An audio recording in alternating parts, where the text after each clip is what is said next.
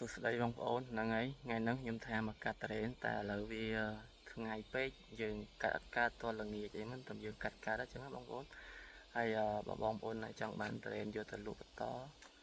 តាក់តងមកវឹកមកព្រោះ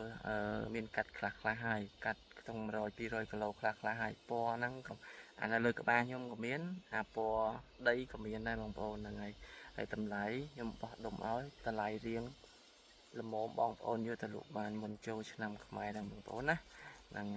ហើយបងប្អូនគ្រប់គ្រងរបស់ក្នុងស្រុកនិយាយរួមទៅហ្នឹងហើយពេលខ្លះបងប្អូនអត់ដឹងថារបស់ហ្នឹងមកពីខាងណាទេអញ្ចឹងណាបងប្អូនតែអានេះទិញពីខ្ញុំផ្ទាល់ចំការខ្ញុំផ្ទាល់នៅទីរួមខេត្តកំពតបងប្អូនចង់មកទិញដល់ចំការក៏បានឲ្យខ្ញុំផ្ញើទៅក៏បានបងប្អូនណាហ្នឹងហើយខ្ញុំបញ្ជាក់ច្បាស់ធូរ៉េខ្ញុំនៅទីរួមខេត្តកំពតបាទតោះសួស្តីបងប្អូនអ្នកដែលចង់ហូបត្រេនខោដៅខែហ្នឹងណា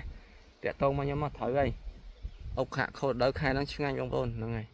ហើយលក់មានទំនួលខុសត្រូវអត់មានអីណាលក់បានតែលុយហើយអត់ពីគុណភាពណាបងប្អូនណាជាងលក់មានទំនួលខុសត្រូវត្រេនកំពតគឺທາງកំពតបើត្រេននាំចូលគឺខាងចំការខ្ញុំអត់លក់ឲ្យបងប្អូនណាអ្នកដែលចង់ទិញត្រេនអី inbox មកចូលក្នុង page ក៏បានដែរផ្ទះត្រេនកំពតធម្មជាតិបងប្អូនបាទហើយចង់កំងយកទៅលក់បន្តអីមកវឹកមកបងប្អូនភាសាយើងអត់សូវមានច្រើនទេខែហ្នឹងខែនេះវាមានតិចតួចបំផុតអញ្ចឹងណាបងប្អូនហើយយើងមកមើលចការនេះឃើញទេចការខ្ញុំផ្ទាល់មកមានតិចតួចទេវាអត់មានច្រើនទេគាត់ថាចង់បានច្រើនកំងខ្ញុំមុនអញ្ចឹងខ្ញុំទៅដើរមើលចំការបងប្អូនខ្ញុំទៀតបងប្អូនណាហ្នឹងហើយមកវឹកមកដោយសារទិញមានទំនួលខុសត្រូវអញ្ចឹងលក់មានទំនួលខុសត្រូវអញ្ចឹងណាបងប្អូនហើយតនីសាបស្អុយដូរជូនវិញបងប្អូនគ្រប់ចំនួនអត់មានប្រឡំមកកោទេហើយទិញពីខ្ញុំអញ្ចឹងណាតនីឲ្យមាន discount ឲ្យអញ្ចឹងបងប្អូនទិញច្រើនខ្ញុំមាន discount ឲ្យ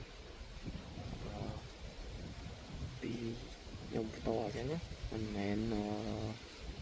ចង់និយាយថាមិនមែនឈ្មោះកតាបងប្អូនយើងមិនមែនលក់ឈ្មោះកតាវិញទេភាសាខ្ញុំនេះចំការផ្ទាល់ខ្ញុំលក់ឲ្យចែកបងប្អូនហូបអីឆ្ងាញ់មាត់ទេបងប្អូនហ្នឹងហើយយើងលក់មិនចំណេញច្រើនទេឲ្យបងចំណេញយកខាងចំការឲ្យបានឲ្យវាសុបាយចិត្តលក់ឲ្យបងប្អូនសុបាយចិត្តតែប៉ុណ្្នឹងទេយកទៅញ៉ាំមានសុបាយចិត្តអញ្ចឹងទីថាទិញរបស់ល្អអញ្ចឹងណាបងប្អូនហ្នឹងហើយមិនមែនតែនាំចូលឲ្យ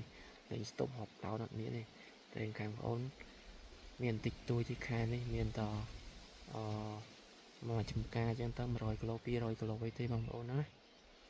អ្នកខុសរដូវបងប្អូនអត់មានច្រើនទេបើថាខុសរដូវចំវាមានច្រើនអញ្ចឹងណាការខ្លះមានច្រើនការខ្លះមានតិចអញ្ចឹងទៅបងប្អូនយើងអត់ដឹងទេតែសម្រាប់ចំការបងប្អូនមានតិចតួចទេបងប្អូនអត់មានច្រើនទេបងប្អូនណាចង់បានច្រើនអី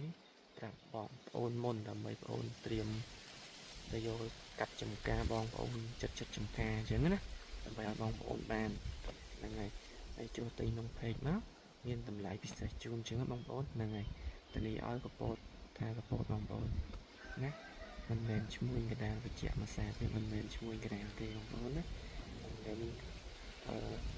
ត់